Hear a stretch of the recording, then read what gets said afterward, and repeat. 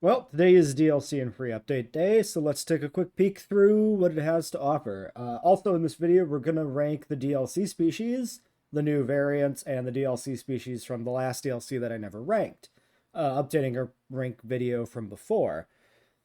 So we've got a few different things to look at. Probably the best place to start, since this is a challenge mode centric channel, is talk about custom challenge mode. So this will highlight a few additional mechanics or new features that were added, let's say. So one, pre-built levels. These are usable in custom challenge mode. These are new. We'll have to take a quick peek through these later. Number two, let's see. We've got a few new settings. So looking through the patch notes, one thing I noticed, um, dinosaur comfort, I think, was mentioned. Yeah, because they talk about the fussy trait being able to be like toggled, except we could always do this, so I'm very confused by this. I'm not sure how this is different. Maybe that's a oversight in the patch notes. Another thing we have, if we go to gameplay, expedition and fossils, right? We always had that, but dig site randomization, new feature in the update. It's available in custom challenge mode. Fantastic. I think we had something else here, right? So let's pop over here real quick. Let's set up a challenge mode. We'll just click a Jurassic. We'll do a pre-built level. Let's just do UK. It's the first in the list. And then yeah, we'll do the dig site randomization. Oh yeah, I know the other new thing. I remember. I should like plan these better, but I don't know. The new thing, decoration foliage, all biomes. So they added this toggle to allow you to use um, all the decorations from different biomes in one map, which is cool. Good to see. So those are pretty mild updates to custom challenge mode overall. I'd like to see a little bit more done there. There's still a bunch of like penalties that are in challenge mode and chaos theory and whatnot that we don't have, like other building restrictions and stuff like that. It would be nice to see those. Okay, so straight away, this is just obviously the starting layout for the challenge mode of this map, including the damage. I personally would have liked to see this at least repaired to start with to make it a little bit different than the campaign, but sure. This doesn't come with I don't even remember this hatchery being down here. This doesn't come with wild dinosaurs, I don't think, by default. That would be weird. I think usually we'd be able to see them. I think there was a couple down here. There's like a baryonyx somewhere in the middle. I think over here. So yeah, I wonder if the wild dinosaur setting, if that actually um, changes depending on the map. Like, if you're cloning the map layout from Chaos Theory or Challenge Mode, you would think they'd clone the starting dinosaurs too at that point, and let you just make your own custom variation on, that Challenge Mode kind of. But perhaps not. Well, anyway, this was not the best one to do, maybe. But it's fine. We'll get that repaired real quick. I just want to set up the research base so that we can take a peek at the randomized research. I guess repairing this stuff is about as quick as, like, building new. So, we'll just grab a science center. That should be all we need. We don't actually need, like, a dig team. Just slap that down real quickly. See what we got for a randomized research tree. No idea how randomized this research is. So, let's just start with flying reptiles. Pterodactylus, Tapajara, Dysungropterus, Geolopterus. These are, I believe, the default for Pteranodon, Trope, Dimorphodon, Kets, Geosternbergia, Barbarodactylus, Marodactylus. I think the Mara and Trope switched places. Oh no, Dimorphodon used to be tier 1. Yeah, Dimorphodon moved. One of these... So one of these moved down. Dimorphodon moved up. And then Mara moved up and Trope moved down. So really just shuffled a few tiles around. Not terribly random there. Lasmo, Leo, and Dunk to start with. This looks much more randomized. This should be Dunk, Pleasy, Ichthy. Ichthy, Notho, Moses Shoni, Pleasy Arky, and Chrono, Tylo, Atten, and Styx. I think Atten and Styx were high normally. Tylo wasn't. Moses got moved down. Maybe one of the other ones did too. I'm not sure. Yeah, let's just go through all these. Start with Struthy, early Stiggy, early Listro. And yeah, they're being shuffled around without this is like Draco Rex's research requirements, right? But Stiggy's been moved down there, Draco's been slid up, Pachycephalosaurus has been slid up. So I wonder if the shuffle, what it looks like to me at a cursory glance, is maybe there's some shuffling within a tier. Because I think this used to be Arky, and then Homolocephaly used to be here. So it looks like they shuffled these two around. Slid Stiggy down here, slid this part of the tree back up. Stuff like that. Starting with a Pato.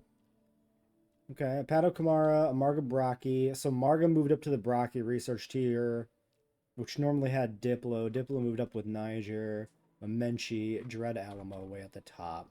I'm curious if any of the top stuff really moves. Like any of the real big ticket stuff. Okay, Monosaurus there is different. Alluro Titan's early here too, I'm pretty sure. And Paracoritho, these used to be paired, right?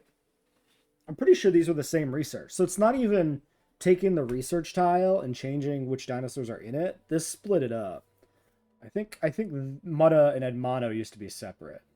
So it basically, oh yeah, that's what it's doing. This used to be the Paracoritho research tile, and it slotted in Mutabura and Edmonto in place of those two. So it's not like it took the Paracoritho tile, scaled it up to a different tier. It picked dinosaurs to put into the research tile. It's a relevant distinction. I'm not sure if I explained it the best I could, but yeah. So it looks like the way they've set this up is basically the research tree is the same. You've just taken the species out of the research tiles and moved them around, right? You've remixed it without actually changing the layout. Like this is the same layout you always have with 1, 3, 2, 2, 1, right? That's what I'm saying. Yeah, and the carnivore with this tree with this diamond shape. Mahjong and Dilo. So we still probably, I mean, it's a little early to say. We looked at one randomized research tree. It's a little early to say this is how it exactly works. But it looks to me like it's large carnivore, small carnivore, right? This used to be Cerato. Then we got Dilo stayed there. Then yeah, you get the 3 here, which used to be Deinonychus, Coelophysis, and something. Herrera, maybe? Herrera might have been one step later. They're I'm pretty sure that yeah, like we know how this works. This was 3 originally. Dimetrodon stayed. I wonder if the DLC species move. That's another good question. Or if they're fixed and it's only the base game stuff. No, because Sinosauropteryx is in here. Okay. No, that question's answered. DLC stuff does shuffle. Carno stayed. Cerato moved up here with Gigantoraptor, which we don't know where Gigantoraptor normally is. Suko early. I mean, okay, this answers a big question. Suko is one of the highest tier non-hybrid carnivores. So they can randomize to be pretty early in the tree. Another good question here to ask is, does this affect the stats, right? Is this early research Suchomimus as expensive to dig and clone, and does it provide as much appeal as Suchomimus normally does? Or does it get the stats like a Baryonyx, for example? We'll have to figure that out. We'll be doing a randomized custom challenge mode ASAP to test that, to learn some of these mechanics. Honestly, pretty much every challenge mode we ever do is going to be randomized from here on out because it's way more interesting. Yeah, we got Rex there unlocked early. What did we end up with on the high end here? Utah Raptor. Barry got moved way up. Tarbo there with Aloe, Acro Giga. It looks like these are these switched? These might be switched. I can't remember. Indoraptor and Scorp. I feel like Scorp was the highest tier one and Indo was down here, but maybe I'm just misremembering. Maybe Indo was always the top end of the tree. Spinal also stayed here. I think it used to be I think Suko was here. This actually might have been just a Berry Suko swap directly between the two tiles. So maybe it's even down to like type, like always have a Piscivore on this tile, always have a Piscivore here and here. And so there's the limitation is shuffling between those three.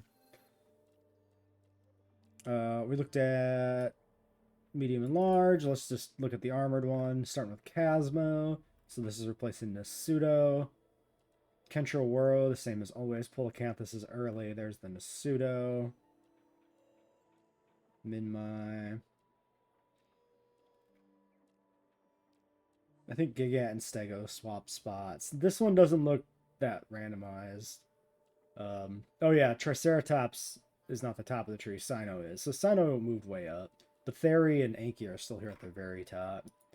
I wonder if it's limited to like take one of the fives or one of the high-end research ones and shuffle it around or something. That might be the case. All right. Well, that's a good first look at the research tree randomization, how that looks. I'm sure we'll have a better idea of exactly how it works after a few park builds with it. Yeah. Why don't we look at some custom some pre-builts here? I think probably the easiest way to do this would be to do this in actually, yeah, because you can do.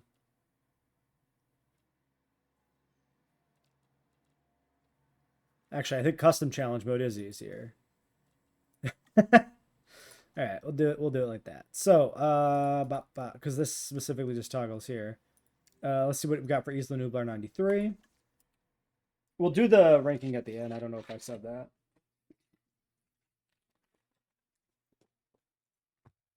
Maybe I should pause these on the load screens, huh?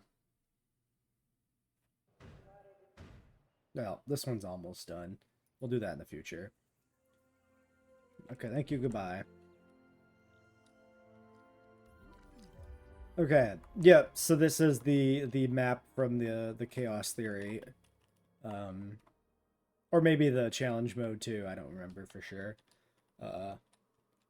But yeah, there's their weird interpretation of Jurassic Park. I honestly don't remember the pens being down here. I remember the square like that. Even the one tile damaged here on the Rex pen, but no Rex.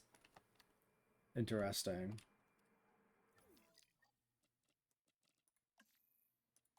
We should do one with wild dinosaurs on. Maybe we should do that one with wild dinosaurs on. Yeah, it's just the same three starters. So no changes made to wild species. Pretty disappointing. Um, this is. I wonder. The other thing we can check is if we get randomized, if that changes it too. Let's try that. Okay, I'm currently looking at a new research tree here. Just to see if the shuffling the research affects the wild dinosaurs. First thing to notice, the speculation about the piscivores switching around looks correct. Now we got Spino at lowest and Baryonyx at highest. Suchomimus stayed in the middle. So I think it's not even specifically like small carnivore, large carnivore. It's finer tuned than that. So it looks like even the piscivores like move around by themselves. Here we do have Chasmosaurus again at the lead. The rest of this is different, so it's not like it's one variation that it switches back to. At least there's that. I could have done with maybe some more randomization here. It's a little unfortunate to me that our starters are, again, Chasmo and Apado, but if there's not a stat rebalance, it kind of really limits what you can start with anyway. So I'm not terribly surprised that there'd be relatively few options. We need to find the wild dinosaurs here. The one spot I looked at before that I thought I knew where it was didn't seem to have it. So I guess I forgot. Well, anyway. Oh, we still got some jungle lag going on there. That's fun.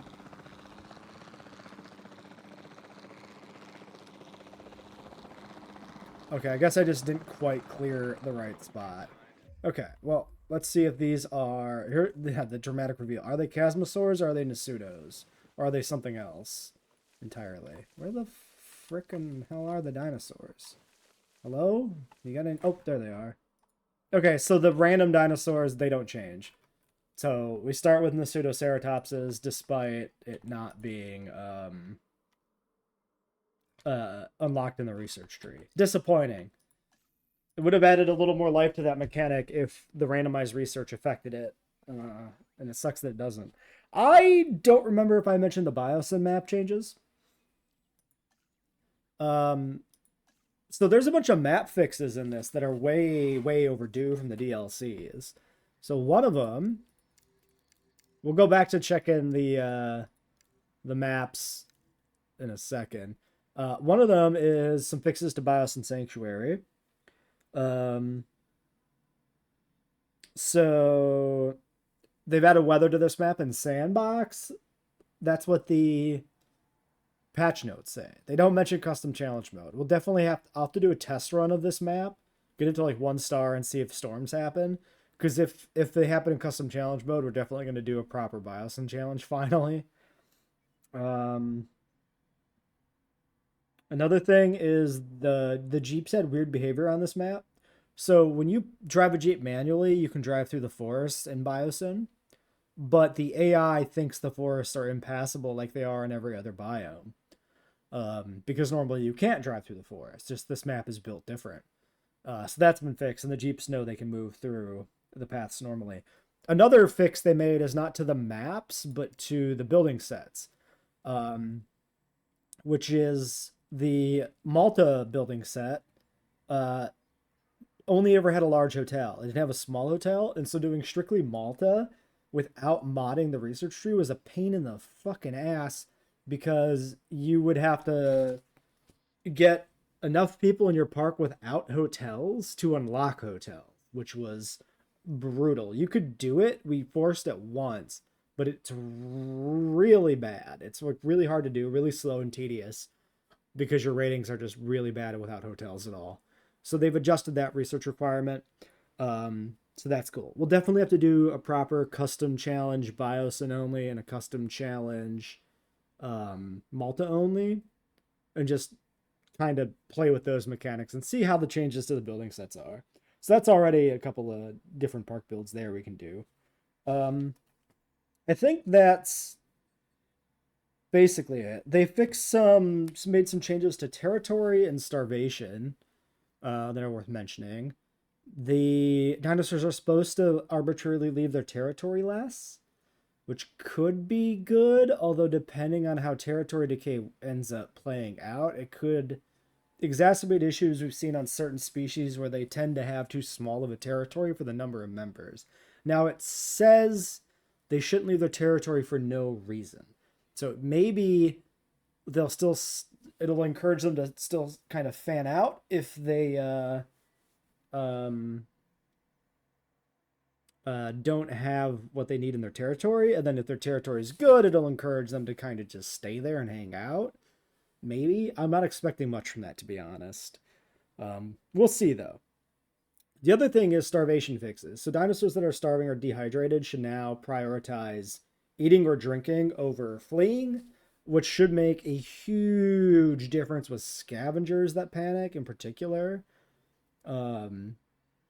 which has been a mixed issue. In our experience, the larger problem with scavengers starving is that they don't run. Particularly notable for the morose, who just kind of waddles around very slowly, starving to death, trying to get to food without any haste in his step. So that's another thing we'll have to keep an eye on. We'll have to test out a small scavenger, probably morose specifically, and see if it can run. Because if it can't run, like, that's only a partial fix on the starvation issues. But it's definitely welcome for things like herbivore panic, where you run a tour too densely through a dense herbivore enclosure and the animals chain panic and they just starve to death because they never eat. So this should fix that at least. So yeah, let's check out the other levels here. San Diego is the challenge mode one with the one pen. Weirdly, maybe I'm misremembering, but wasn't there a partially built fence for like the other side here? I think maybe I'm just completely misremembering, but it doesn't seem to me that it's one to. I also don't remember this spur of stuff over here. Maybe this was the like chaos theory version of it, and the challenge mode one was different. Um, yeah, I'm not sure. Could check that real quick. Okay, that's the challenge mode layout. This is just the regular challenge mode. Um, so just yeah, that's just cloned. So was this different in Sandbox then? It might have been, or not Sandbox, but Chaos Theory, or maybe I just completely misremembering. So I was just mixing them together in my head.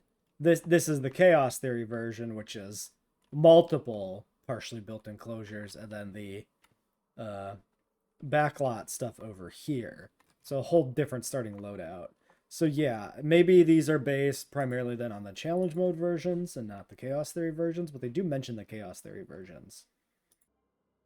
The Isla Sorna Site B one. This was the I assume from what I remember, well not assume. This was a tour area one, right? Pretty sure that's what this how this worked in challenge mode. Which is why there's a tour area here and that's like enclosed sector.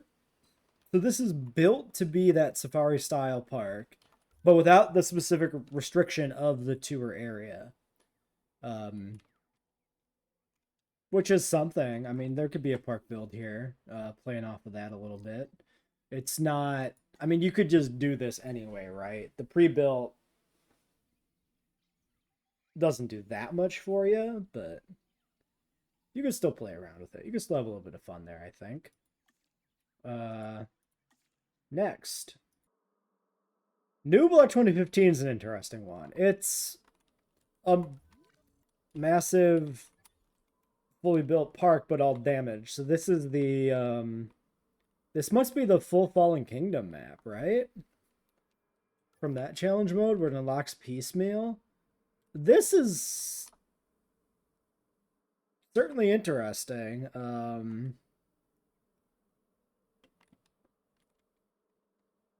This is a weird one, right? With everything being damaged, starting the park is going to be really strange. But you're starting with an elaborate, fully built park, and you just dump dinosaurs into it. It'd be nice if there was a variation of this where it wasn't damaged. But also, the vast majority of these buildings aren't going to do anything for you. Another thing is the amount of stuff here you can sell and scrap out is certainly something. I think we'll do a park on this at some point. I think it'll be interesting just to mess with it. I'm sorry, is this a tour area back here where the fence doesn't actually stop it? Because the dinosaurs can just run into here. Was it like this in the normal campaign? It very well might have been.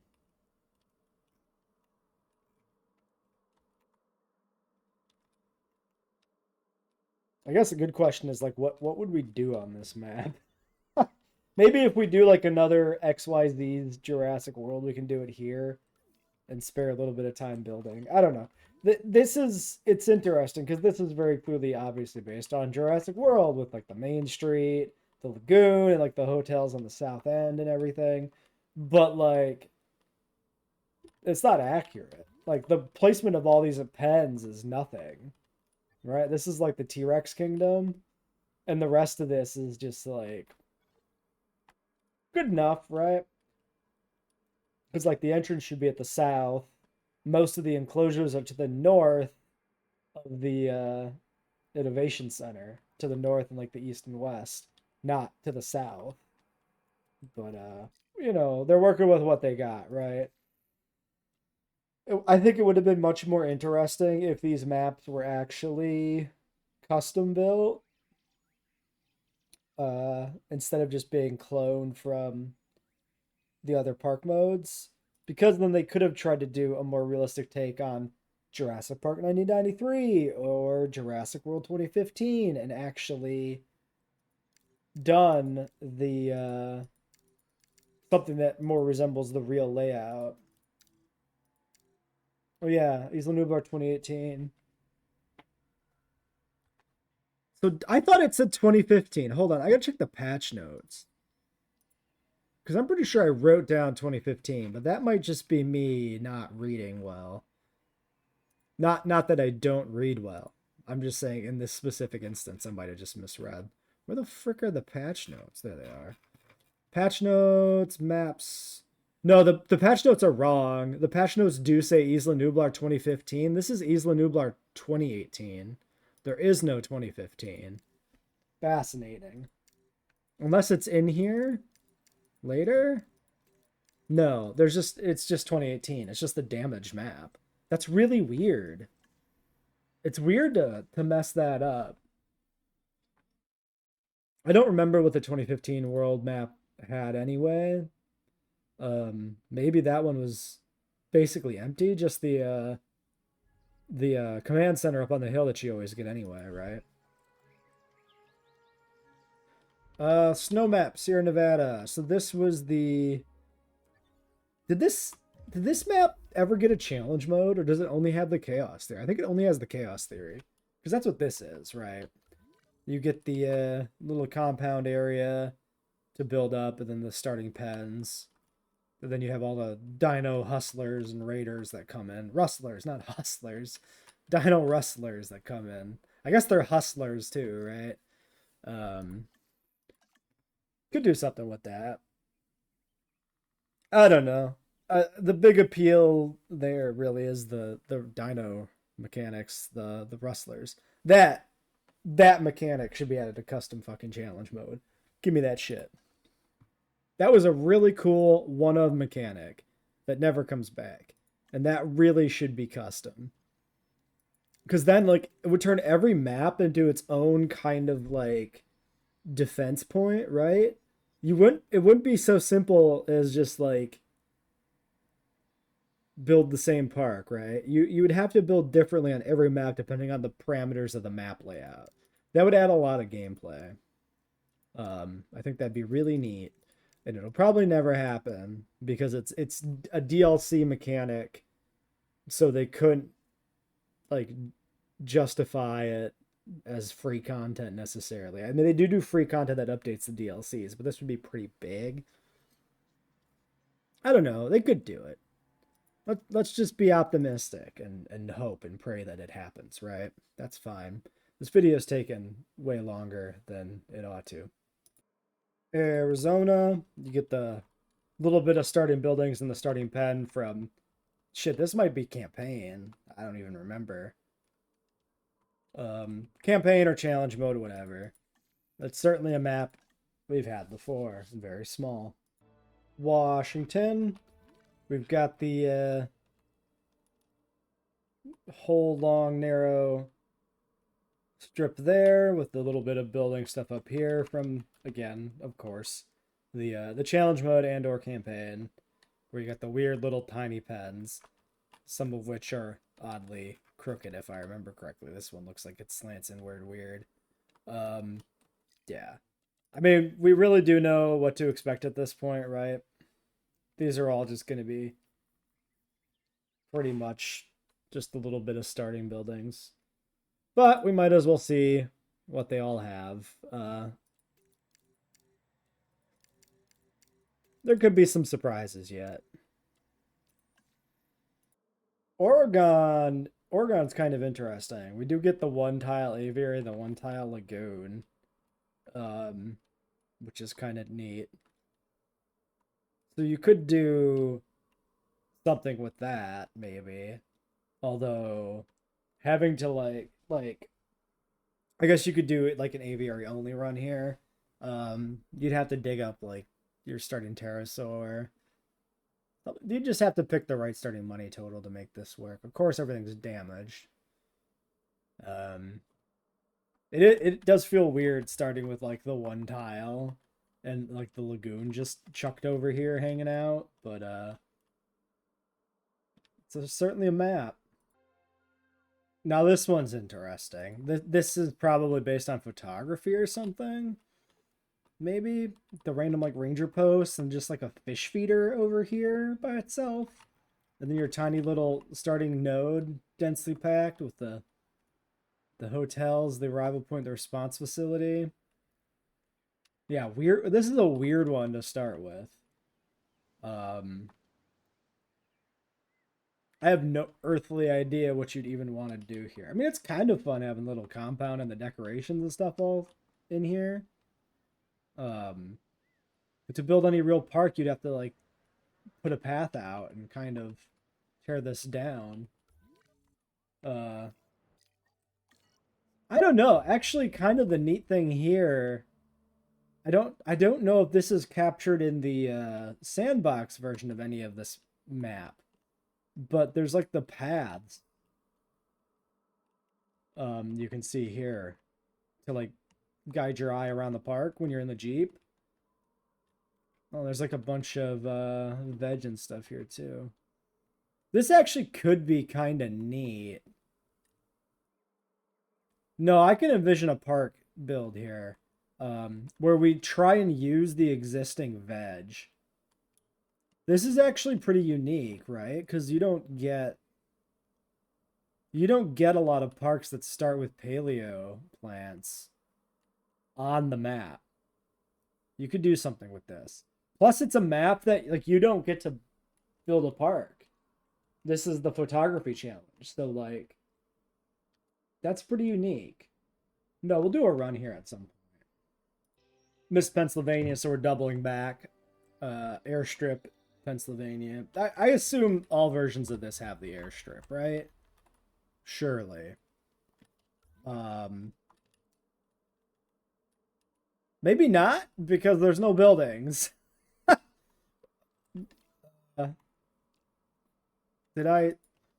Hmm. Curious that. Oh, I misclicked. I'm stupid. I must have clicked off of pre-built levels because that's not a pre-built level. Whoops. We'll leave that in. That's funny. Well, I mean, we leave it in because if I edit the video, I have to re-export the video, and then it takes an hour, and then it's even later upload, and I'm already way behind everybody else. But also, I'm gonna always be way behind everybody else because established YouTubers get early access to the DLC, helping to keep them established. Whereas I have to wait for it to release and then record, and so if I edit anything down, it's never gonna come out until like way, way, way after the fact. So really, there's barely any point in trying. Is so this is the campaign map. We don't we also just don't have challenge modes for these maps, right? Just the campaign. Um, Honestly, don't even remember what default challenge modes we have anymore. But yeah, so we get the little decorations. The path layout and stuff was pretty unique here too. This would probably be worth doing a run on. Just again because we don't get to do a challenge mode on the map anyway. And the park layout here is pretty cool. Like it's a fun layout. These are some really nicely designed like paths and stuff. Um, Again, a bunch of stuff damaged, but not that much. So it's not that bad to like do a quick repair job. And there's no expenses actually. So that's fine too. You can just do a quick repair and then we could start a series after the repair is finished. Um yeah, this isn't bad. That might be a good one to actually to do soon. Um So I want to do spoilers for the upcoming park build we're going to do. We're going to do like a DLC showcase park build, basically centered around the DLC and the free update mechanics. So doing it on a map like that makes a lot of sense. Like we'll definitely do one of the pre-built levels just to give that a shake. And I like the look of San Alberto's Peninsula there. I think doing a map that has you know, that kind of stuff on it that has some sort of layout that we've never used in a challenge mode makes a lot of sense. So San Albertus is probably the one. Um, I want to do something with that California map, but I don't think the showcase is the place to do it because I have ideas to utilize the paleo veg and stuff, and the showcase is, well, it's a predatory dinosaur pack, right? So we can't really make good use of the veg. Honestly, I'm not even sure how much this map varies from the normal one. I guess because you got this paddock here and all these buildings. But I mean, it's the lagoon map. It pretty much looks the same. But yeah, I mean, this stuff is different. Fair enough. Fair play.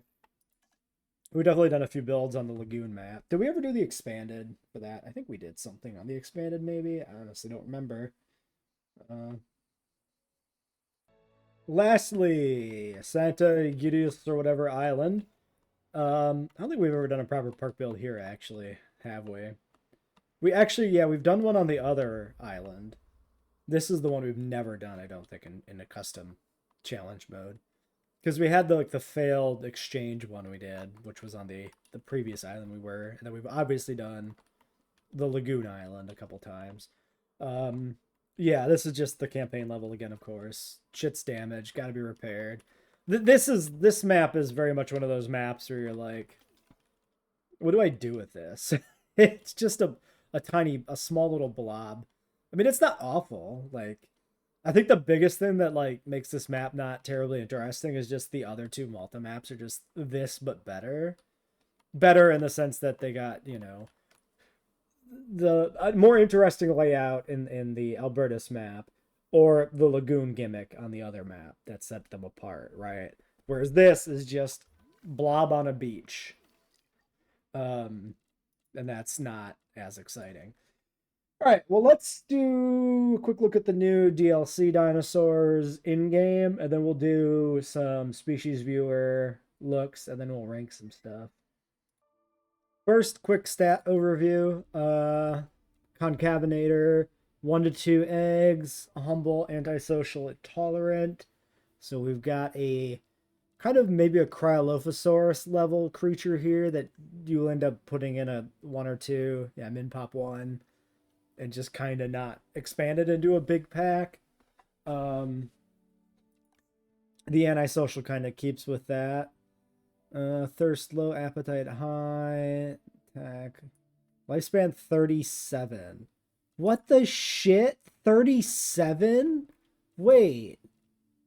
What the fuck is that shit? 37? Is anything else that low? Like, Baryonyx is my go-to, like, this dinosaur has an insanely short lifespan, and that's 56. What is this? 37? That's insane.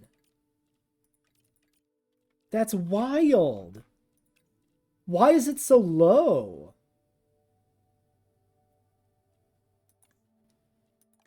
I mean, the task cost is low. 300k, but it has to be if they just die. I'm amazed by that. 37. That's insane. Giganto, 2 to 4, a bit more expensive. Incubation costs 525. Incubation costs 805. What is the appeal here? Do we know that on this menu? 451 appeal. 404. 451, more than the cryo. So yeah, it's a little higher tier. Just the lifespan is in the toilet. 86 on the Giganto. Area need growth. Yeah, so the Concavenator is like asocial. Area need growth's insanely high. Lifespan's in the toilet. So you just have like 1 or 2, and then you just replace them when they die. I assume, yeah, like scavengers. Like scavengers, dislikes large carnivore, medium carnivore, Therizino. So this might be okay with herbivores then. Dinokairos is. If we look at Dinokairos, like Sauropod Hadrosaur. Yeah, I think we can take a page from Dinokairos' playbook here. Although this is meat and not fish. But I think still this cohabs.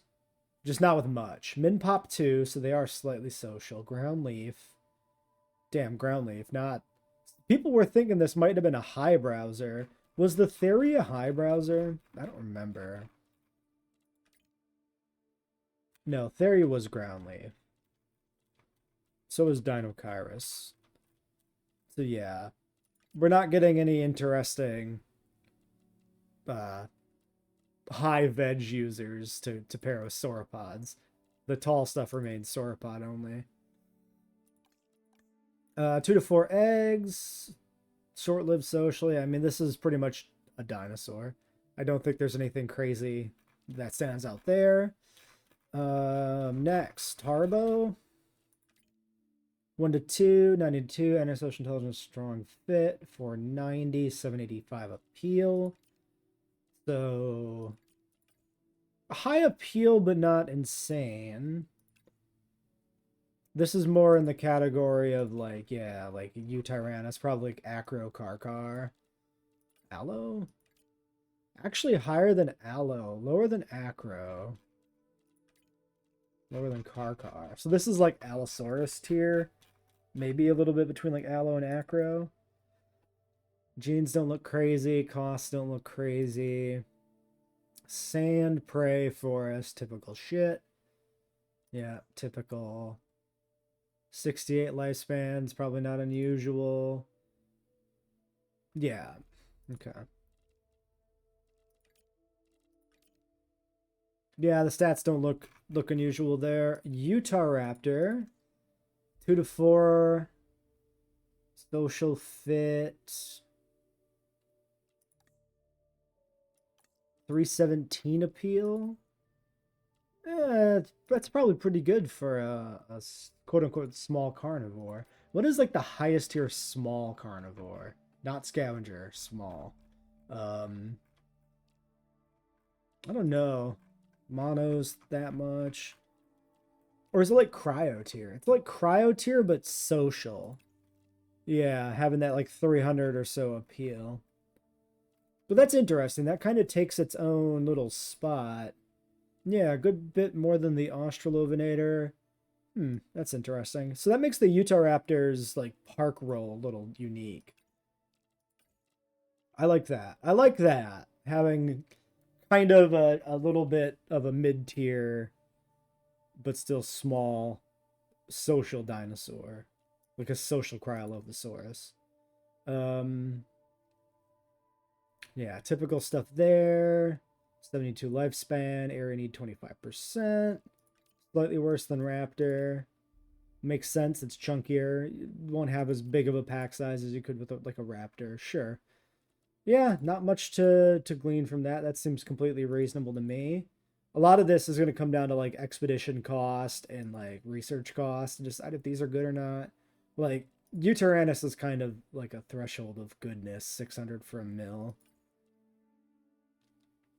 But part of that's down to like research and dig as well. So we'll have to actually use these in a proper challenge mode to really evaluate how good they are. We can watch some release animations and stuff here. I've been queuing some of these up. So yeah, we'll let these eggs hatch and check them out. We'll of course give these guys a fair shake in the species viewer as well, but it can be nice to see them in game a little bit, moving around in the environment.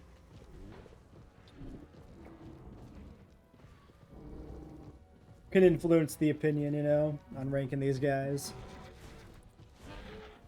This video is already horrendously long. I apologize, but I was pretty relieved. No choice now but to keep going, right?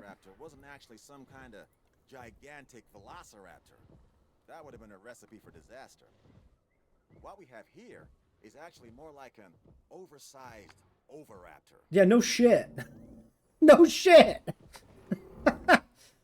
Yukon Papu, Yukon Pulkrana, Champlain Calcarana, Champlain Lethobates.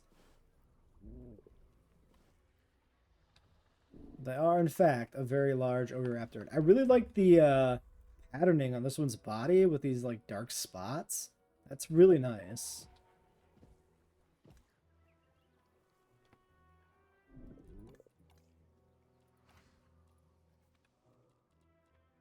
You like some ground leaf.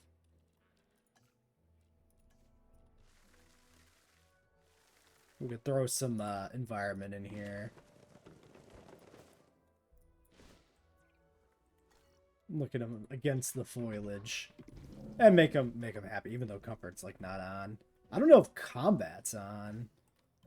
I'll have to check that. Alright, turn combat on. We can watch some fights if they happen. We're not going to linger here too long because this video is too long already. But honestly, I don't know what the hell happened in the first 20 minutes of this video anymore. Look at these. I think the Concavinator looks fantastic, though. Concavinator. I'm not sure if that's correct, but it probably is. Because Concavinator. Because I really don't want to have to flee from this Spanish predator. It looks really nice. I really like the skin patterning. I really like the way the stripes on the belly look. It looks really good. The purple and white here too with the patterning is sick as fuck. This is a blank? Wow. So blank Gambia Concavinator. Sonoran Lethobait. So the patterning is probably the... I can't tell. Is this the patterning here? The color on the hump and like the face? I think so. Like the stripes still exist on the hump, but it's not like colored differently. No, the Concavinator is really good. That looks really sick. Okay. Enough gushing. Utah Raptor. The Utah Raptor is also really sick. I don't like the feathers on that one's head. They look a little weird. Actually, the feathers in general here are kind of glitchy. Look at the arm feather. That was just losing its mind there a little bit. I mean, it looks fine now. That might have been just a temporary like camera glitch thing. Definitely wouldn't want to meet this raptor out on a camping trip, would you, huh? Because if it's distant relatives or anything to go by, the Utah raptor will make a meal of anything it can get its claws on. I do like the body patterning. The feathers on the head here are a little weird to me. He's going to be mad at everything else going on in his life too. Amazon Letho. Oh yeah, aggressive was changed. Dislikes everything due to aggressive trait. Which is interesting. Although it shows neutral Gigantoraptor? Weird.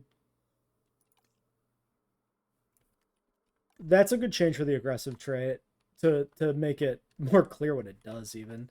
So this is Amazon Letho. Amazon looks nice. Death Valley. Gambia blank. Honestly, I like the blank. The feathers on the head look a little more natural. At least, I mean, maybe it's just the green here that makes it look weird, but it's just the head feathers. And it might really just be that one pattern. It's a good blank. Both of like the concav and this have oddly good blank patterns. Some blanks look really awkward and unpleasant, but not here. I like the purple with like the yellow. Actually, the wing and tail feathers having different colors is really nice. It's a good look. Quillian Pulcrana. Okay, so I mean, like, this one's fine. Like, the pattern here, I mean, it doesn't stand out that much, but it doesn't look weird on the head. I think I just don't like the green feathers on that skin, I think. I think we're mostly fine. Mark. Oh, what are you guys doing? Panicking.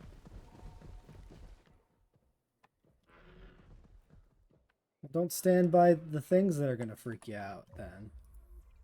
Alright, Tarbo.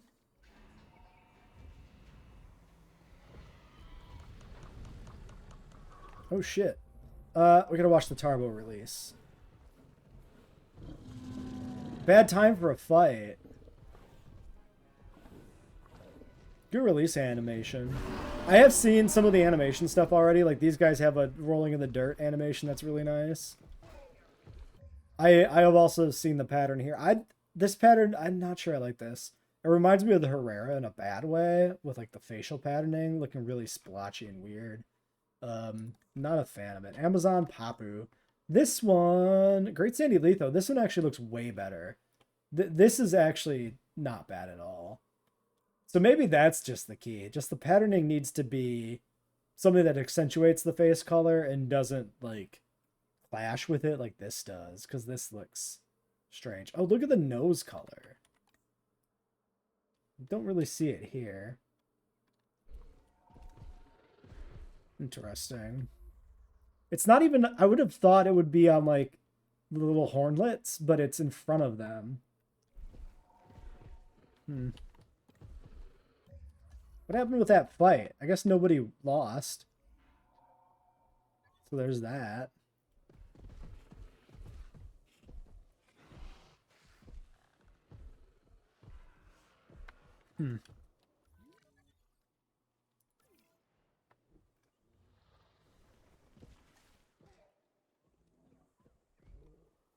Decent pack, good range of sizes. I think a lot of people were complaining that like the Gigantoraptors can't hunt, but like, they got a good run animation too, where they like steer with their arms. The Gigantoraptor I think is really important to the pack to break up a lot of the more standard theropod body plans. I think this is a really nice a nice pack in terms of like diversity of dinosaur types. We've got some big shit, we've got some medium small shit, we've got traditional feathers, quills, JP featherless designs. Like, it's a good mix and a good balance between different like types of things.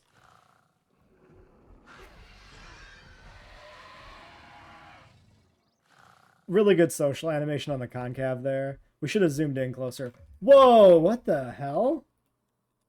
Why is it so square? I guess that's just the peak of the hill coming in there, but it looked like just a square.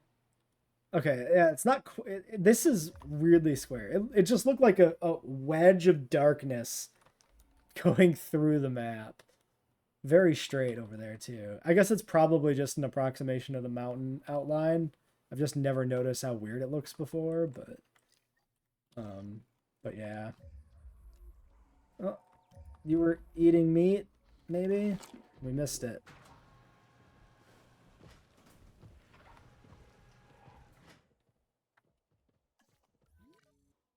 Anything else interesting happening? I really don't want to kill each other very quickly, do they?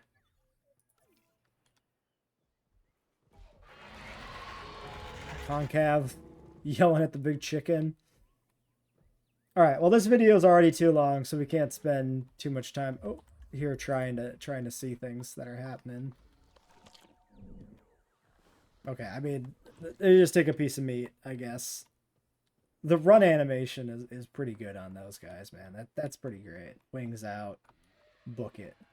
Look at the, yeah, that's so weird. The shadow looks weird. Is it? Am I just hyper fixated on the shadow now, and it always looked like this? Oh, a fight.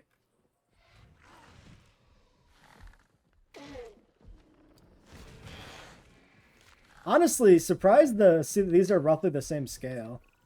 If you would have asked me, I would have assumed Concavinator was bigger. I've just never thought about the scale of these two species in comparison to each other. Utah wins. Yeah, looking at a quick size check, that's accurate. The Utahraptor and Concavinator are both about the same height. They're both like look into your eyes. Yeah, that's about the height they should be. Maybe they're maybe a little tall actually. Like if my head is the same height as the Utahraptor head, that's probably slightly too big, but like very slightly, like 6 inches too tall or something. It's basically the right size. Honestly, I thought Gigantoraptor was bigger than this, looking at this from person mode. But I guess that's deceptive, right? Because it's very tall, right? Like I can basically tuck in under its chest. So the bulk is not there, but the height is there, right? Yeah, you know what? That's probably what I would have expected. That seems reasonable. Go look at a Tarbo. Ah! Oh, the Tarbos I do believe are a decent bit smaller than a Rex too. So that probably tracks. I was going in to eat a meat. Nope. Alright. Oh no, he is gonna go eaten with the Gigantoraptor. This is maybe that hunger behavior in action, where a dinosaur that's hungry will prioritize eating over fleeing. Yeah, even the Utahraptor is going in to eat. Like, I like it. I wonder if that has consequences for like safari style parks, right? Like maybe they'll kill each other slightly less because they'll prioritize eating when there's food available, as opposed to, you know, chasing after each other, stuff like that. Interesting to see all these guys here together, eating at the feeder, even though they hate each other. All right, let's look at these guys in the species viewer and rank them a bit. Allosaurus variant, that's where we're starting. We now have the Dominion skin turned into its own variant, which is very welcome. I do quite like Frontier skin, but I don't hate this one by any means. And the skin for the movie one is a little bland in game. Like the concept art for this has a lot more like blue highlights on the back here, where it comes out very gray in game. So having the range of colors is nice. Like you could do something like this, or like this one to be a little bit more blue. Let's put this on blank. So yeah, we can see the patterning is, there's not much patterning on this base skin color here. You get a little bit of two-tone stuff like this with mangrove, which is nice. A lot of this is coming out of the texture work with like the, you know, scales on the back here and the like the ridges, very like, kind of crocodilian, a little bit baryonyx like on the back. Not as crocodilian as Barry, but yeah. Some interesting colors. The patterns, I don't know, man, about the patterns. I saw these before. Like these have a weird, I don't like the double, like the way they have this outline around these spots makes it look really painted on in a lot of cases. And I'm not sure I particularly like it. I like the stripes on the face, at least for the most part. But yeah, I don't know, something about the body, it's not amazing to me. Like there's some decent stuff here. There's also this like multicolor that stuff that's going on here, like red on the face and then yellow on the spine and kind of a more like wine colored on the spots. It ends up with stuff like this is a good example where I might like the spots here, but then I have to have this like orange brown on the back. I don't know. I think I still prefer the Frontier Aloe. I like the way the patterns on this guy affect the head. Like this, the patterning here on the body again on this version also doesn't always do it for me, but I think in this case, like the outlines on the spots is much thicker, which makes it look like more deliberate, like cheetah style patterning. And you can get some of these that blend right in. Like Pulkrana on like the base aloe is fantastic. Yeah, I don't think I like the color work as much on the variant.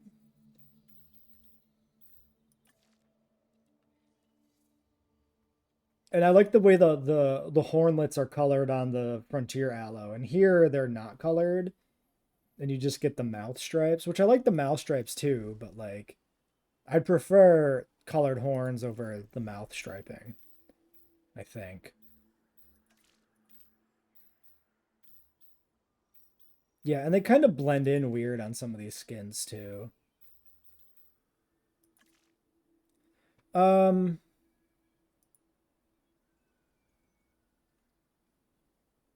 yeah, this has got to be below Metri, below Suko, below Mutta. I think this goes below Acro. Troodon, Draco.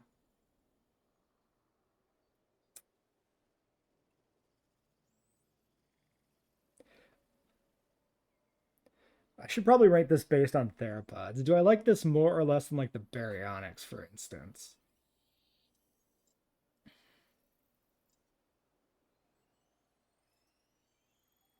It's very similar, I think, to the berry for me. Honestly, I feel like the Mahjong ranking here, I don't agree with anymore. Last time I put a Mahjong in a park, I was actually pretty impressed with it. It's definitely better. I definitely like it more than the Spino and the Monolophosaurus. Definitely more than the Giga. Cryo. No, this is a B tier. This is a high B, but it's a B tier. I'm thinking it might go right here.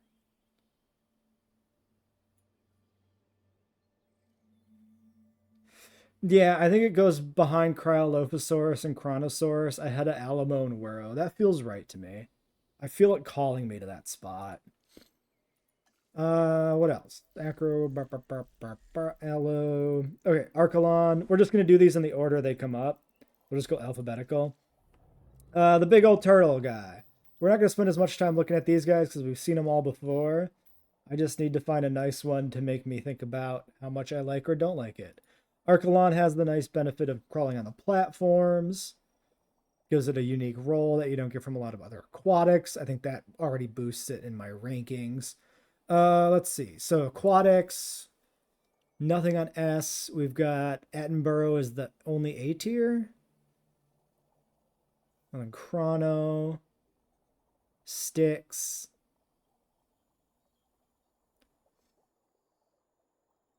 This is at least a B tier. I don't know. I feel weird about aquatics. Would I rather have?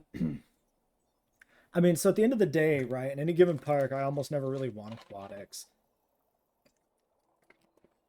But I have to judge it on the merits of its design and purpose, and not based on how much I like it, like its class of creature in game, right? I think I like it less than the Chrono. So this is definitely at least B tier.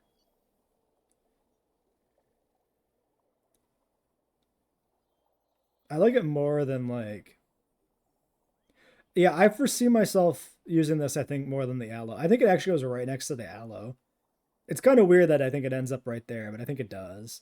Just ahead of the Allosaurus, but behind the Chronosaurus. I think I like the Chrono's design better.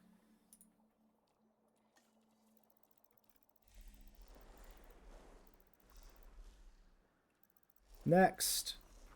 Concavinator. I've been pretty impressed with the initial look at this guy.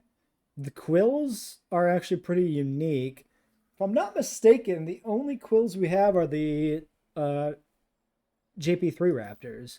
I don't think we have anything else that's quilled in the game, right? I really like the base skin. Let's turn off the pattern here. I think the base skin color, I really like the way the belly blends. This belly patterning blends up into the body. I really like it. I think it looks really good. That's just as a blank. The range of colors here looks friggin' great. I really like this black. We got a nice splash of color on the face. Oh, I like this. I like when they do this. Where you get like... I don't know if this just doesn't have a pattern. No, it does. It's just this dark highlight. So it blends in really well. Even with like light colored skins, it actually blends in really well. It makes this patterns, despite them being like the same pattern, they look drastically different. Like this one is the same blue on the nose and on the body, whereas this one has different colors on the face and the stripe on the body is a darker color. I like when they do that. It makes the patterns feel very distinctive. These are really good patterns. Look at Calcaron. This like rust color is really sick. This is great. It's too bad his stats look so fucking weird. We're gonna have to try him out in the park and see how he feels, but that lifespan makes him feel like he's gonna be awful. I quite like this. I've never really cared about Concavinator as a dinosaur before this moment, but this is pretty sick. S tier. I'm thinking he goes right ahead of Coelophysis. This design is up there. Yeah. I like it, I think. I like that spot.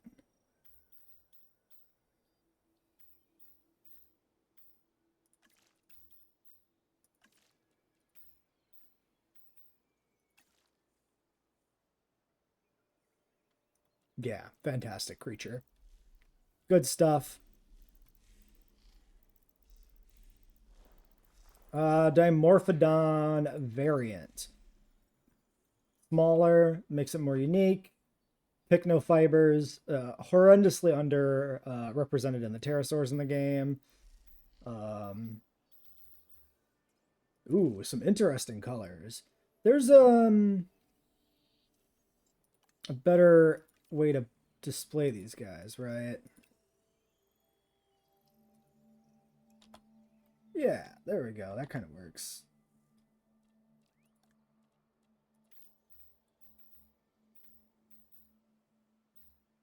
Solid design work. I mean, I kind of feel like this is just every pterosaur's pattern, though. It's just wing spots.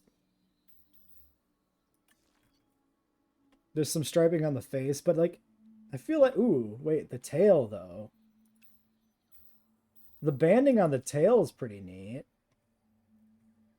I still feel like, yeah, there's more we can do for padding on the wings for pterosaurs in this game that just isn't done. Oh shoot! Switching to the other skin disrupts the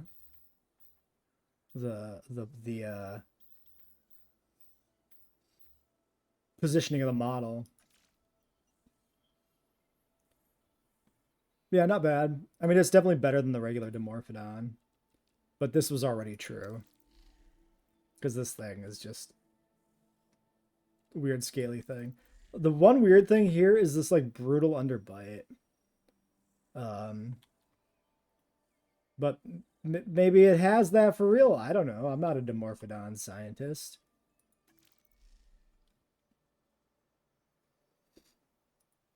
Where do we rank you? Where do you belong?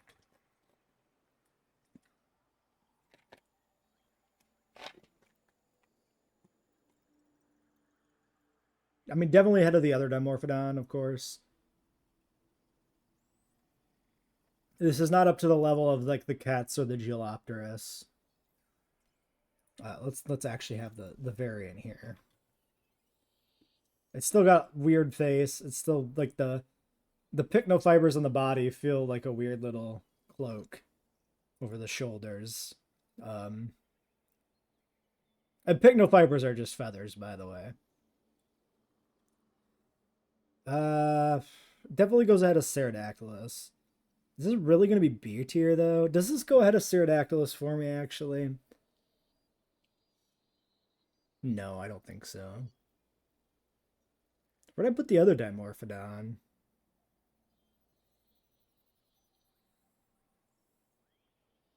Ah, top of D tier. Yeah, that sounds about right. I don't think this can be B tier. No. I don't remember why I ranked Pterodactylus that high, but that's fine. I think this is better than like Dominion Giga. Pattern's alright. Am I really gonna put this in like B tier? Do I really put the Dimorphodon in the same tier as like the Archelon? Nah, I think this is just tippy top of C. This is gonna be our new tippy top of C creature to define the category. The Dunk. Yeah, pretty decent patterns. Good skin colors. The only fish in the game, which is weird. The Dunk is a perfectly reasonable aquatic. I think I like it more than the Archelon. I think it's more visually interesting.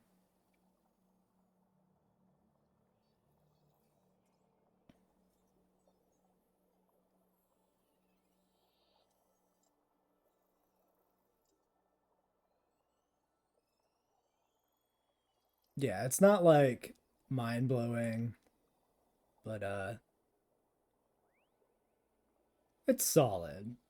Probably my second favorite out of the aquatic pack, I think.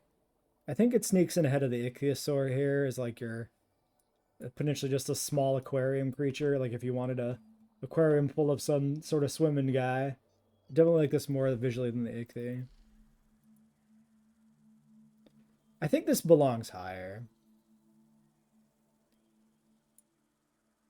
Like there's visual issues like the Notosaurus patterns especially.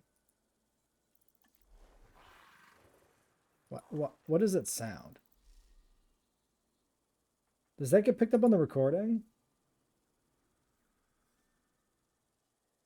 No, there's like a weird little very quiet like a glitch from the like the little sound when you hover over things that's like lingering in the background. Anyway, yeah, I think I'm gonna put the dunk at the bottom of A tier, actually. It's a good looking fish. We'll move it up. Bottom of A. Am I really gonna put the dunk behind the berry? Ahead of the Nasudo. Okay.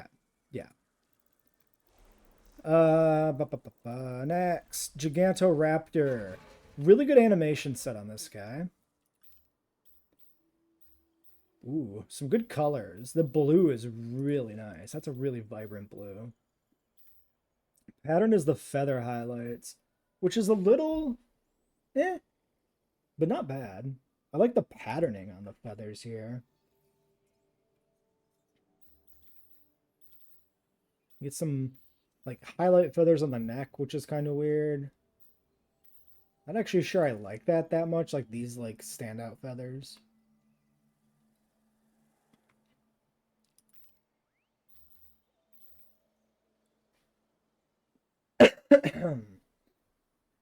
Talking too much. Hour and 10 minutes straight. I need to figure out how to make these videos more concise in the future. This is a mess. Oh well.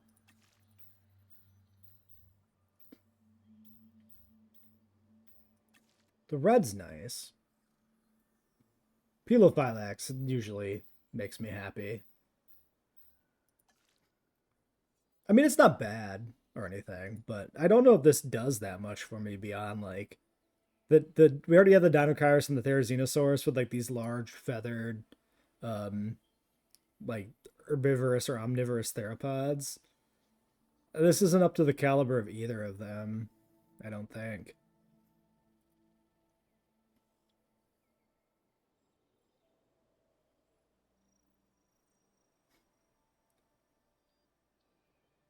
I mean, it's like A tier. Don't get me wrong.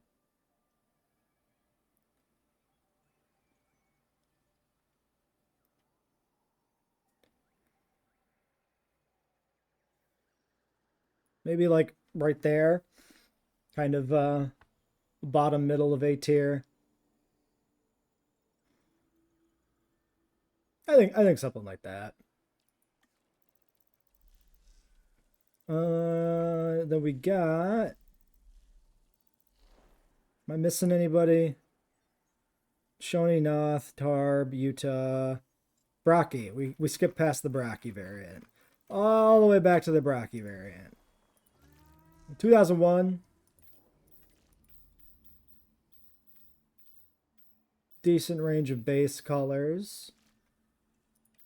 I mean, I like the classic Brocky design, of course, but the GP3 one's fine. It's a fine enough creature design. We got some decent pattern work here, maybe, especially for a sauropod.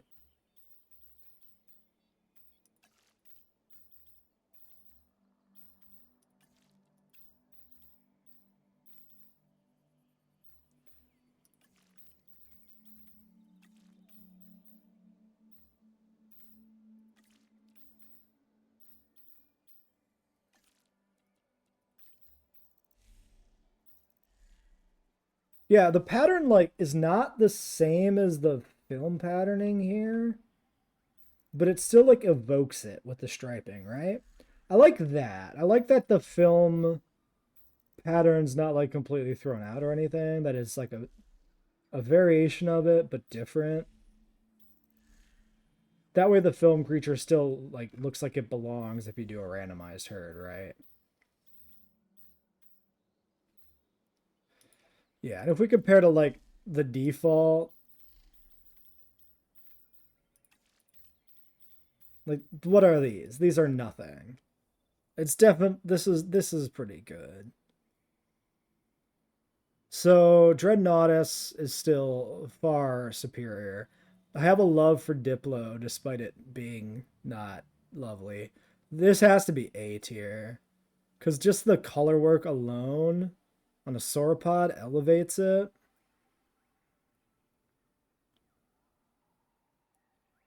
It's not amazing. It doesn't bring me as much joy as it could, maybe. Still, it's pretty good. Where do I feel it calling to me here? I think I'd rather use this over Diplo in most parks.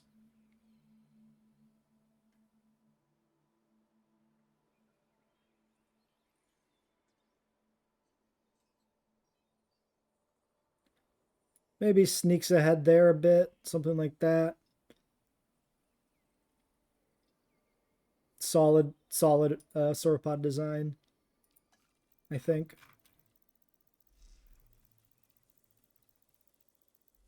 Nothosaurus. Probably my favorite creature from the aquatic DLC. We get our weird pre-dinosaur creature. I don't remember if this is Triassic or like Permian. I think it's Triassic. Good patterns. It gets bioluminescence, which is always fun. I don't even hate the film pattern, like the movie, the Camp Cretaceous one. It looks good. Gets to use the rock. I like it more than Archelon. Good looks. This is my favorite aquatic.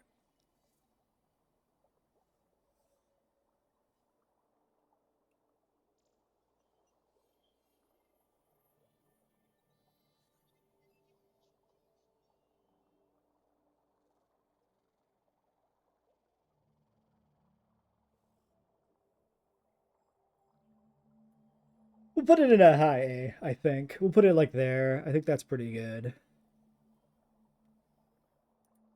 Like, yeah.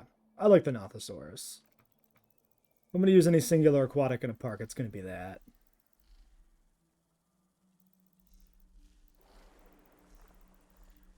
Pteranodon, P. Yeah. You know what? Interesting thing. Somebody pointed this out on Reddit, and I never realized that these patterns are broken. At some point, the facial coloring was removed. It like glitched out and doesn't show up on a bunch of these.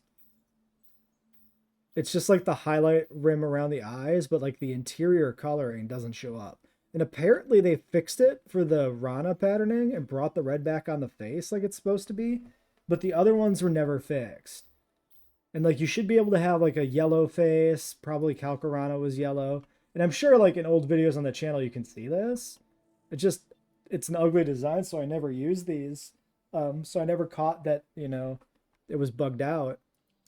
The 2001 variant, I hate the fucking teeth. I hate it. But it is better.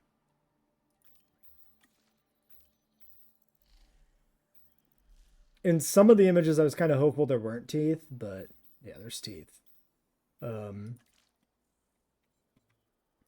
Still, I do find it to be more enjoyable.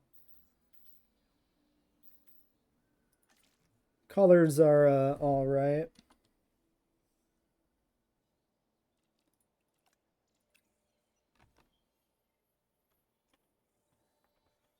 It's not just wing spots on the wing patterning here. I can appreciate that. I like the crest patterning too.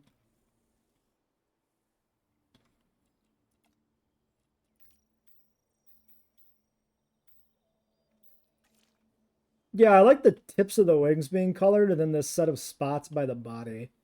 Compared to a lot of the other pterosaurs, I think that's decently a decent way to do it. This ain't bad. I mean, it's definitely the go-to Pteranodon. Like, that's not even questionable, right?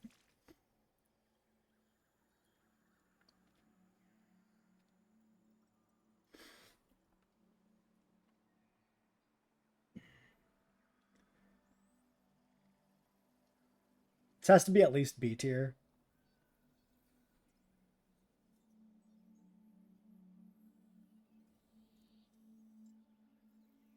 Yeah, I think the patterning alone is pretty solid. So this is a high B.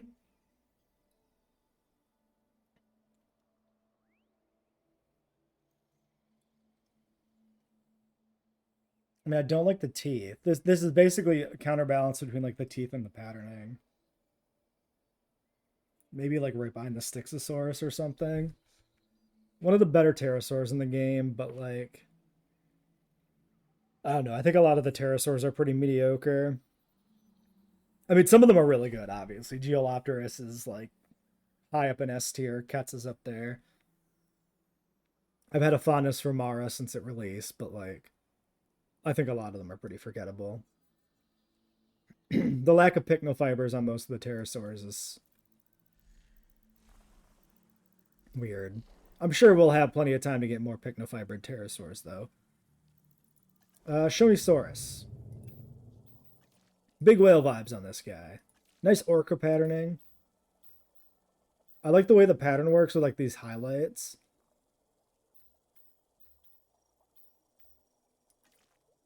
Yeah. I mean, it's not bad. Again, I say that a lot. I have a habit of saying it's not bad when I mean it's pretty good. Is this A tier design?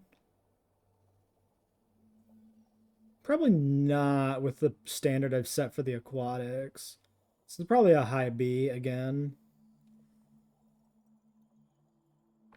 I think I like the Ichthy better just because I like the little fish guy.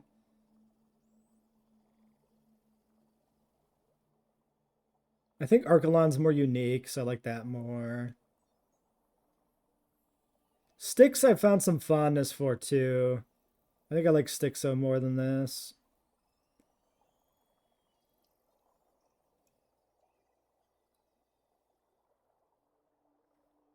I don't know. I just the Shoney doesn't feel like it does enough for me to like stand out from other things. It definitely doesn't belong in C tier though. That'd be way too harsh. I'm gonna put it behind the Majunga. We'll put it right there. I feel like I'm being really harsh, but I don't know. Is that more about my recent enjoyment of the Majunga and less about Shoney? Maybe. But I don't want to sit here and linger on this too long. Tarbo, Utah, and Stego. Stego! 1997. Look at the patterning on you. Of course, we always had the film design, but now it's a variant. A classic variant, very welcome. Where the hell is our 93 Triceratops variant? Ooh. Some good combos of like color with like the plates looking different. I like this one a lot, Svalbard. If we look at the original Stego, like you get a little bit of that too. Like this. Wait, where did it even go? One of these. One pattern. Yeah, this one, like the plates stand out from the body color a bit. But a lot of these, the plates are like the same color as the body, which is fucking boring. Also, the design sucks, and the texture's weird. Ooh. This is really good. This is a really nice variant.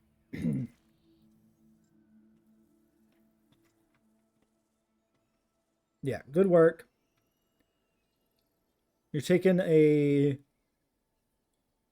iconic dinosaur that has always looked like shit, with the exception of the 97 pattern, and turning it into a full proper fledged variant. And in the process, getting us one of the best stegosaurids in the game, I think. I like this more than Wuro. It's pretty similar to Wuro, but I like it more. I am a Chungking enjoyer. I'm not sure this pulls ahead of the Chung for me, but this is up here. This is around the Braki.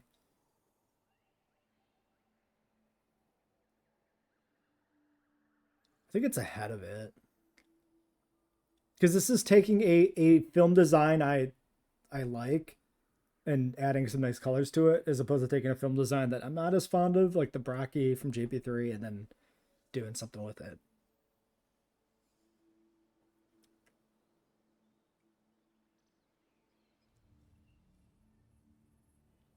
Yeah, I think this is solid. This is very close to the Chung for me. I think we'll put it there. Solid upper A tier design with this color palette.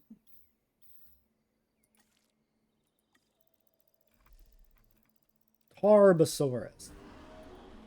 We of course have the Camp Cretaceous skin, which totally exists. Yeah. A lot of people really hate this. I whatever. It's a Tarbosaurus, man. It's just gonna be a riff on a T-Rex. I think the patterning sucks for the most part. It's got some really good animation work. Like, I'll give it that.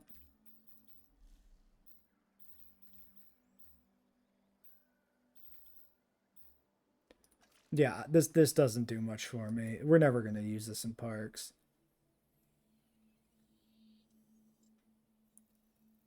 This is a C tier for sure. Like, a couple of cool animations don't salvage this. I like this probably more than like the Pyroraptor. I think it goes probably behind like the Momenchi. I don't know. I feel like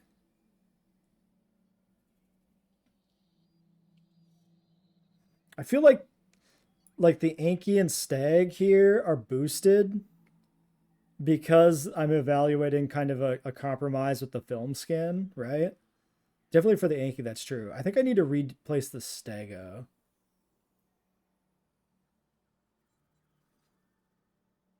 Like the Pteranodon, this reflects the the Jurassic World Pteranodon. I think the Stego needs to be moved. Yeah, no, the Stego should not be in C tier anymore. This belongs like here. And then I can feel much better about putting the Tarbo like here. Because Tarbo should definitely be ahead of the Jurassic World Stego, but it's not. It's not a high rank creature for me. Yeah, I think that works. I think I'm happy with that. C is very much a mixture of whatever designs and then things like the JP3 Anki that I like, but exist only as a single skin. Like we get a JP3 Anki variant and he can get up here to a higher tier somewhere, maybe A tier, depending on how good it is. Same with like the Trike, right? We separate off the classic design from the Jurassic World design and we can suddenly rocket these guys up. And the world designs then plummet down to D. I don't think we need to move any of the other ones. I think the Allo ranking was entirely based on the Frontier design, which is why it's so high in S. The Braki was based mostly on the classic design, so that can stay right in the middle of B. Like I think everything else is fine. It's just the Stego was the one that was really pulling itself in two directions with those skin sets. So that's the one that needs to be reset. All right, lastly, Utah Raptor. I like the white and gray kind of color palette that we get kind of as a default. Basically, it looks like we got a range of colors that follow the same template of kind of being like lighter on the shoulder and the face. I think it's a good look. A lot of these are pretty much blue-gray. Not hugely colorful except for the feathers on the tail and the wing.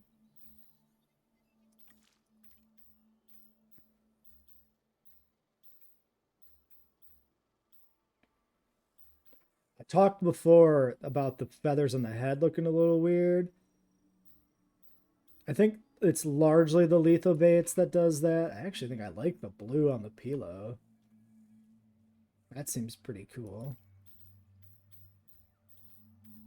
It still looks a little weird with the way those colored feathers just kind of stick out, seemingly at random from the tuft of other feathers. A little reminiscent of the neck of the Gigantoraptor. I don't know, maybe part of me is also getting like the relative novelty of feathered dinosaurs in the game is maybe starting to wear off a little bit because like the feathered species pack came out. It's like, holy shit, accurate feathered dinosaurs. Dominion couldn't give us this. Frontier did it. And it was super hype. It's, don't get me wrong. I still think the Utaranus and like Sinosauropteryx and Geolopterus are fantastic. And this is fantastic too. And like, I'm just saying that like maybe it's if those would have been flipped, maybe I'd have more residual fondness for this over like Utaranus. But yeah, I mean this is all to say this is a fantastic creature. We absolutely needed like a decent feathered raptor design in game, like incredibly badly. Like I've seen some people express an opinion that like the Utahraptor is a surprising addition, and I really don't think it is. Um, like people talk about, you know, I haven't seen many people say this, but some people it's like, well, we already have Pyroraptor. Like, yeah, that barely counts. It's an abomination. This is great. Um, where do we put it?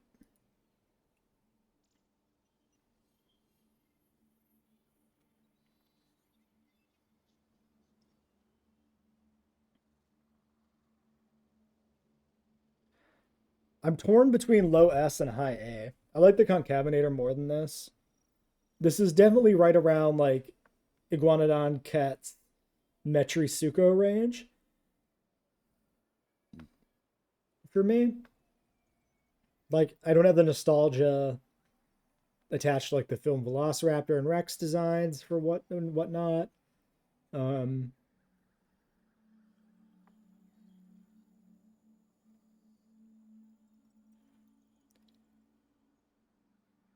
I don't know. It feels like it's part of me just feels like this should be an A design, but something about it's not quite doing it for me. Like, I mean, again, this is the second best creature in the pack. It's really good. It's better than the vast majority of creatures in the game. I'm just trying to convince myself to like put it in S, and I really can't. Oh, we were talking about variants that would separate out. Para.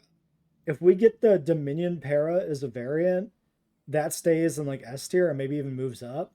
And the classic probably drops to like A tier or something. It's still really good, but like classic Para doesn't belong that high in S tier. That's just really being buoyed up by the excellent Dominion design.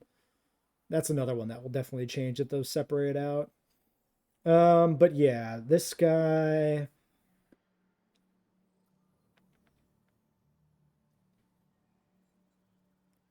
Basically, I guess I'm trying to ask myself, like, would I rather have a Metriacanthosaurus or this guy in a park?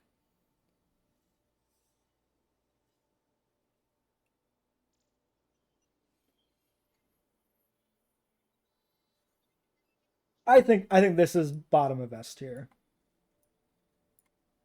I think that's correct.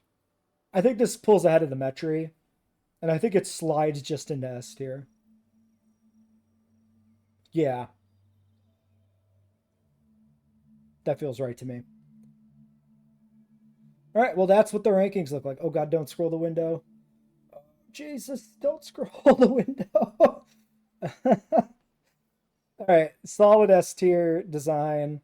Um, yeah, I think this pack's a bit less hype for me than like the Feathered Species pack. Um, but it's ahead of like the Aquatic pack for me by far. Um, Feathered Species is still like probably my favorite Dino Pack DLC. Yeah, I think the rankings reflect that too. But great pack, I recommend it. The free update's great. Like I'm really happy to see like classic Stego and like the 2001 Brachii Pteranodon become variants. It gives me a lot of hope we'll see the 2001 Anki and the 93 Triceratops before things are said and done. I'd also like to see like the classic Raptors get full variant models. Both like the uh, JP and Lost World design and the JP3 design. Those all merit their own variants for sure. And I wouldn't have necessarily believed that was going to happen until this update. This update has basically convinced me that like the odds of that happening are pretty good, that we'll see those updated. I apologize for the obscene length of this video. In the future, I'll probably have to approach this differently, but this is the first time we've done like a full DLC like review breakdown thing, so I didn't really know what was going to be going into it. If you actually watched this far, be sure to leave a comment telling all the people who didn't watch this far about something amazing at the end of this video or something. I don't know. Until next time. Well, until our DLC park tomorrow, I guess.